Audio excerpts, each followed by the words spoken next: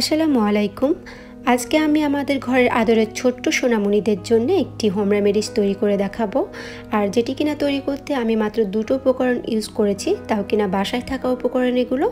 তো চারিদিকে যেহেতু ঠান্ডা, কাশি, ফ্লু, গলা ব্যথা এগুলো বেড়ে গিয়েছে ওয়েদার চেঞ্জের কারণে, তো আমরা কিভাবে খুব দ্রুত এই প্রবলেমগুলোকে সলভ করতে পারি বাসায় থাকা উপকরণ দিয়ে, চলুন সেটা আজকে আমরা জেনে নেব।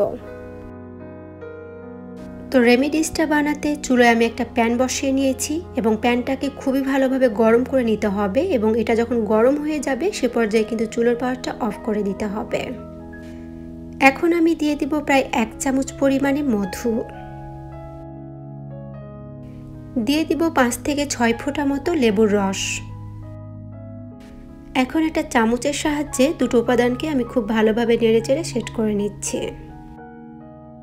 এই রেমেডিসটা এখন বাচ্চাকে হালকা কুসুম গরম অবস্থাতেই খাওয়াতে হবে, তাহলে এটা খুবই ভালো কাজ করবে।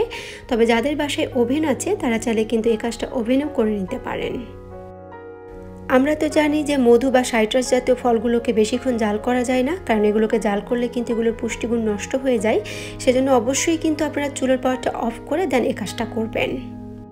তো রেডি হয়ে গেল খুবই ঝটপট একটি হোম রেমেডিস। এবং প্রাথমিক অবস্থায় মানে বাচ্চার যখন হঠাৎ করে কাশি বা ঠান্ডার মতো প্রবলেমগুলো দেখা দিবে, তখন যদি আপনারা এটি দিনে 2 বার বা 3 বার বাচ্চাকে করে খাওয়ান, তাহলে দেখবেন আলহামদুলিল্লাহ এটা খুবই ভালো কাজ করবে।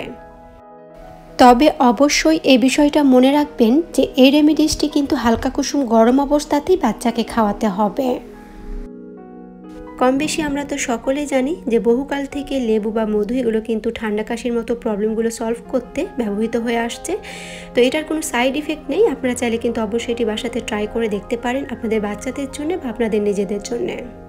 তো এই ছিল আজকের মতো বাচ্চাদের ঠান্ডা কাশি সারাতে খুবই কার্যকরী একটি হোম রেমেডিজ। আশা করি আপনাদের রেমেডিটি ভালো লেগেছে। যদি ভালো লাগে তাহলে প্লিজ লাইক, কমেন্ট এবং ফ্রেন্ডস অ্যান্ড ফ্যামিলির সাথে শেয়ার করতে ভুলবেন না। তো দেখা হবে আবার নতুন কোনো বেবি ফুড অথবা কোনো কিডস টপিকস নিয়ে। ততদিন পর্যন্ত সবাই অনেক অনেক ভালো থাকবেন এবং আমার ও আমার ফ্যামিলির জন্য দোয়া করবেন। আল্লাহ হাফেজ।